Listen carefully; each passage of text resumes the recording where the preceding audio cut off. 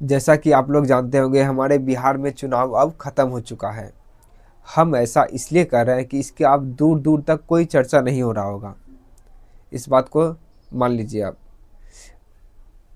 याद कीजिए वो दिन जब बिहार में चुनाव से पहले क्या चल रहा था। हमारे सोशल मीडिया पे हर एक जगह नए नए नेता मंत्री आ रहे थे, बड़े बड़े नेता मंत्री, और ये भाषण दे रहे थे, बिहार में हम रोजगार खड़ा कर देंगे, बिहार का हम शिक्षा व्यवस्था सही कर देंगे, और तरह तरह के भाषण दे रहे थे। हम भाषण इसलिए कर रहे हैं कि भाषण का यही मतलब ही होता है कि अगर भाषण दे देना है, काम से उसका कोई लेना देना नहीं है। भाषण का मतलब होता है भाषण देना और यहाँ से चले जाना। फिर ठीक उसी प्रकार से ये लोगों ने किया है। ये आए हैं, अपना अपना भाषण दिए हैं कि बिहार में बहुत बेरोजगारी है, बिहार में बहुत बेरोजगारी है, शिक्षा व्यवस्था सही नहीं है, बिहार का बहुत दयनीय स्थिति है। और कुछ लोग तो ये भी कह रहे थे कि मोदी जी आते हैं और बिहार से वोट लेते हैं और गुजरात में जाकर विकास करते हैं। और तरह तरह के उन्होंने भाषण दिया, और भाषण देके वो अपने अपने जगह जाकर अपने अपने जगहों पर जाकर सीमित हो गए। लेकिन उसमें से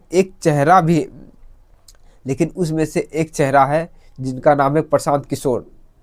वो हारने के बाद, उसको हारना नहीं कर सकते हैं आप लोग, उसको बोलिए बुरी तरह से हारना। वो 0 सीट पे वो आउट हो चुके हैं। लेकिन बिहार में एक भी सीट नहीं आया, फिर भी वो उनका पैर नहीं डगमगाया, फिर भी वो सामने खड़े रहे। जैसे थे वो वैसे खड़े रहे, फिर वो दुगनी ताकत से खड़े हो रहे हैं। वो एक विपक्ष की भूमिका निभा रहे हैं। हम ऐसा इसलिए कह रहे हैं कि उन्होंने कहा है जो आपने 2-2 लाख रुपए का देने का वादा किया था, वो आप 2-2 लाख रुपए दीजिए। कभी हमने ये नहीं देखा है तेजस्वी यादव जी को, इतने सालों से उनकी विपक्ष की भूमिका से कोई मतलब ही नहीं है। ये विपक्ष का काम होता है, जो सत्ताधारी होते हैं उनसे सवाल करना होता है कि आपने कहा था कि हम ये विकास करेंगे, ये करेंगे, वो करेंगे, कि आपने क्यों नहीं किया। उस पर सवाल खड़ा नहीं करते हैं। हमने आज तक कभी नहीं देखा तेजस्वी यादव जी को कि ऐसा वो करे, क्योंकि उनको कोई मतलब ही नहीं है। बिहार के विकास से मतलब ही नहीं है, क्योंकि उनको बस खाली अपना पर्सनली कोई मैटर है तब उन पे जाकर वो भाषण देते हैं, विधानसभा में गरजते हैं, अपना एक दूसरे से लड़ाई करते हैं।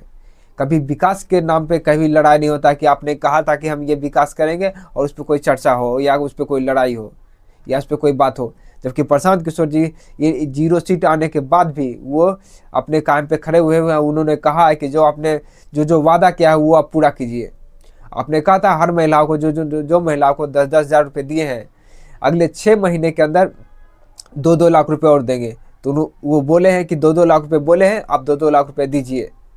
अगर नहीं दीजिएगा तो उनके साथ हर महिला जो महिला को 10-10 हज़ार रुपये मिले हैं, उनके साथ खड़े होंगे, आप उनके साथ लड़ाई लड़ेंगे, आपके पास पहुंचेंगे और बोलेंगे कि जो 2-2 लाख रुपया देने का वादा किया था आपने, 2-2 लाख दीजिए आप। इसे कहते हैं विपक्ष की भूमिका निभाना। ना कि वो चुनाव में आए, चुनाव से पहले आए, गरज लिए, जो भी भाषण था दे दिया और भाषण देकर जाकर अपने जगह पे जाकर बैठ गए। कोई राहुल गांधी आए थे यहाँ पर, बोले थे वोट छोड़ गद्दी छोड़, पता नहीं क्या क्या भाषण दिए और भाषण देकर वो चले गए जहाँ था। उनका कोई अता पता नहीं है। जब आप वोट के समय ही आपको सब कुछ दिखाई देता, उसके बाद क्यों नहीं दिखाई देता? इतना तो कम से कम समझना चाहिए कि आप, जब आपको लग रहा था चुनाव से पहले बिहार में बहुत बड़ा बेदहाली है, बहुत बड़े बेरोजगारी है, बहुत बड़े गरीबी है, तो आप अभी क्यों नहीं आप खड़े हैं? जब असलियत का पता यही लगता है जब आप हार गए। तो आपका तो 25 सीट भी आया, फिर भी हम मानते हैं कि आपकी भी हार हुई है। जहाँ 70-75 सीट आपको आता था, वहाँ जब आपकी 25 सीट आई है।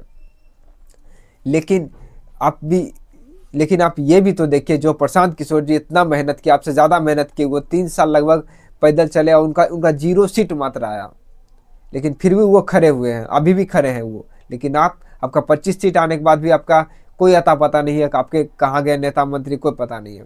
उनको किसी चीज़ से कोई मतलब नहीं। अगले फिर 5 साल के बाद जब चुनाव आएगा तब फिर उनका ये भाषण चालू हो जाएगा, वो भाषण देंगे और फिर से वहीं से जाकर सिमट जाएंगे। बाकी बात आप लोगों को क्या लगता है, अपनी राय कमेंट बॉक्स में जरूर बताइएगा। तब तक के लिए जय हिंद।